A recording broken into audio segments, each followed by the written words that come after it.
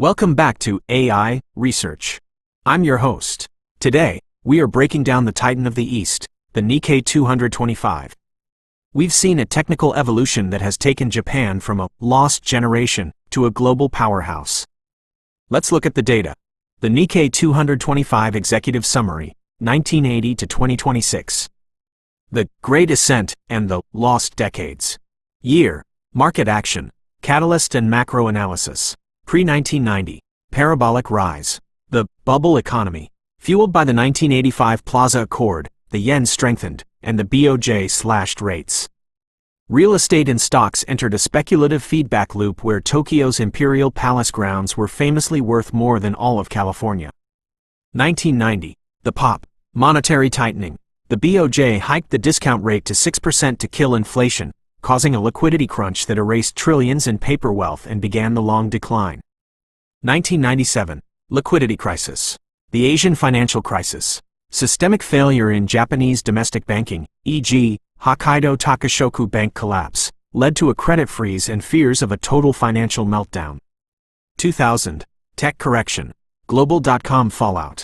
While Japan was still deleveraging from the 90s, the global tech sell-off stifled a nascent recovery in the new economy sectors. 2008, systemic shock. Lehman Brothers collapse. A risk-off environment sent the yen skyrocketing, safe haven flow, crushing Japanese export margins and sending the index to multi-decade lows.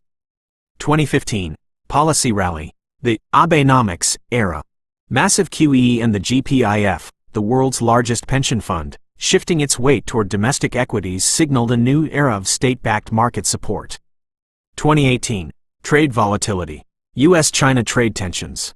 Japan, as a primary capital goods supplier to China, was caught in the crossfire of tariffs and global manufacturing slowdowns. 2020, V-recovery. COVID-19.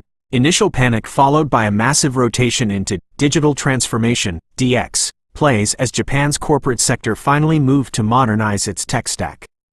2022, resilience. Global rate hike cycle. While the S&P 500 struggled, the Nikkei stayed resilient as the weak yen boosted multinational earnings to record levels despite rising energy costs. The new era, 2024-2025 breakdown. 2024 June, the institutional surge. The market hit a fever pitch. We saw the Buffett effect evolve into broad institutional adoption. In June, the Tokyo Stock Exchange's name and shame list for companies trading below book value, P/B less than 1, forced a massive wave of share buybacks and dividends. Foreign inflows reached a 10-year high. 2024, the milestone, the index finally reclaimed its 1989 high of 38,915, a psychological barrier that had stood for 34 years.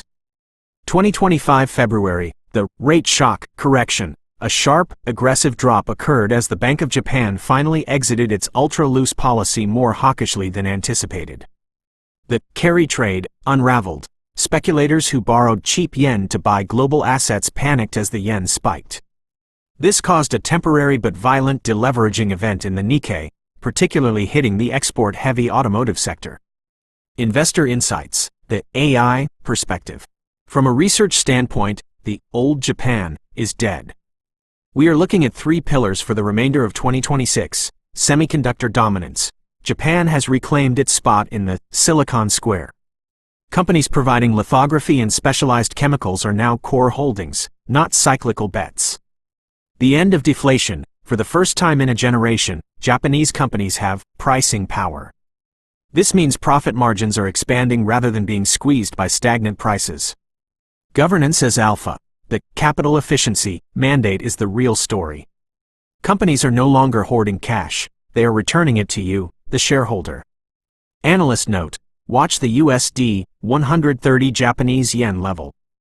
If the yen strengthens too fast, it creates a headwind for the Nikkei's top-line growth.